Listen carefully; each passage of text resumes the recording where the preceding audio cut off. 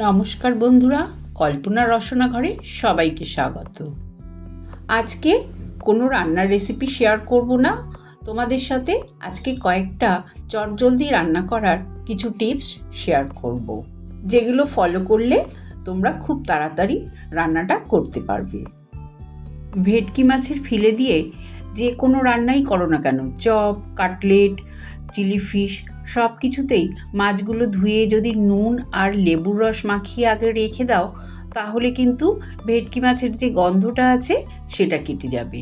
ভেটকি মাছ ছাড়া কই মাছ, আর মাছ, বোয়াল মাছ, পাবদা মাছ, যে কোনো মাছ, তোমাদের যেই মাছেই গন্ধ লাগবে, যদি নুন আর লেবুর রস মাখিয়ে কিছুক্ষণ রেখে মাছগুলোকে ধুয়ে রান্না করো, দেখবে ভীষণ ভালো টেস্ট হবে। চিকেনের ক্ষেত্রেও কিন্তু তাই। অনেকেই আছে যাদের চিকেনের গন্ধটা ভালো লাগে না, তারা এইভাবে চিকেন ধোয়ার সময় যদি নুন আর পাতিলেবুর রস মাখিয়ে রেখে দাও, তাহলে দেখবে চিকেনের সেই গন্ধটা কেটে যাবে। কই মাছ অনেকক্ষণ ধোয়ার পর দেখবে যদি পিচ্ছিল ভাবটা না কাটে, স্লিপ করে মাছটা, তাহলে যদি নুন দিয়ে একবার ডলে ভালো করে ধুয়ে নাও, দেখবে মাছের গায়ে আর কোনো পিচ্ছিল ভাবটা থাকবে না। এভাবে বোয়াল মাছ, শোল মাছও ধুতে পারো। ছোট ছোট মাছ ভাজা খেতে কিন্তু আমরা ভীষণ ভালোবাসি, কিন্তু এই মাছগুলো বাজার থেকে অনেক সময় কেটে দেয় না। তাই এই পুঁটি মাছ বলো, যে কোনো আশালা মাছ বাজার থেকে এনে বাড়িতে কাটার সময় যদি এইভাবে কোনো গ্রেটারের সাহায্যে মাছের আঁশগুলো ঘষে নাও, দেখবে খুব সহজে মাছের আঁশগুলো পরিষ্কার করা যায়। খুব তাড়াতাড়ি এই কাজটা হয়ে যায়। এটা আমি কিন্তু ট্রাই করে দেখেছি, এটা ভীষণ তোমরা উপকার পাবে। এইভাবে তোমরা মাছ পরিষ্কার করে নেবে, দেখবে আর কোনো ঝামেলাই থাকবে না।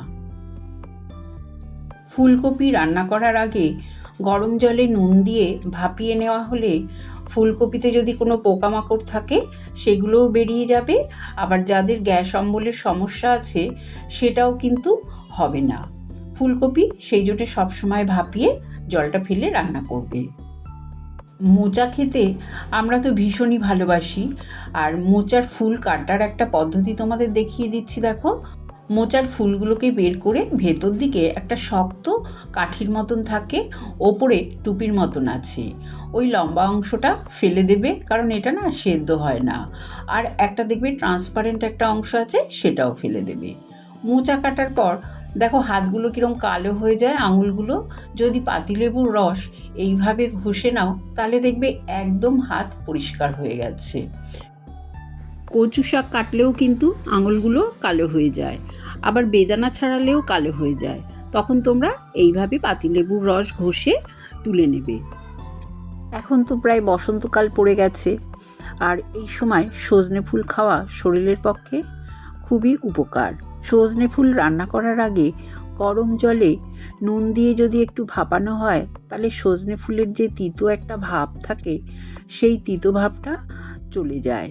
এতে খেতেও ভালো হয়। বিউলির ডালের বড়ি বসানোর সময় ডাল যখন ফেটাতে হয়, যে কোনো একদিকেই হাতটাকে ঘোরাতে হয়।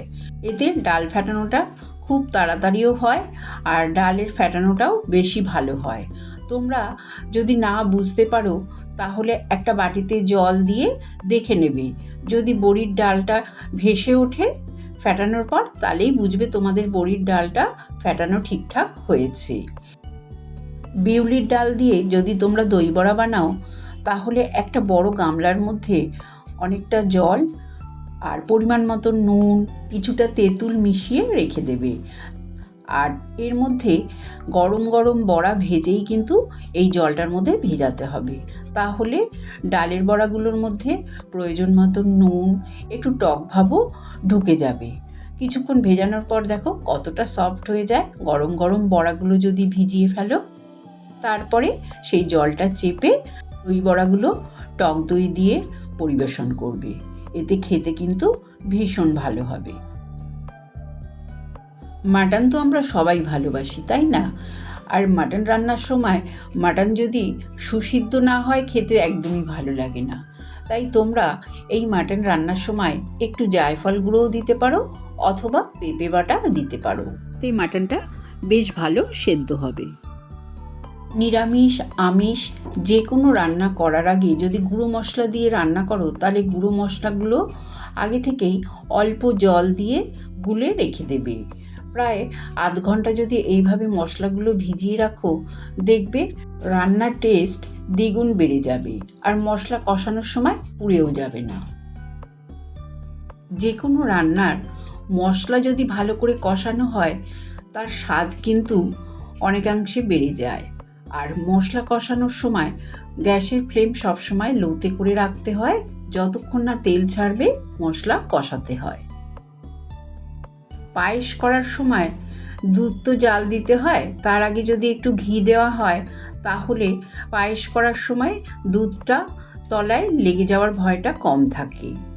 তোমরা সবসময় যদি এইভাবে দুধ জাল দিয়ে তারপরে পায়েস বানাও, দেখবে ভালো হবে।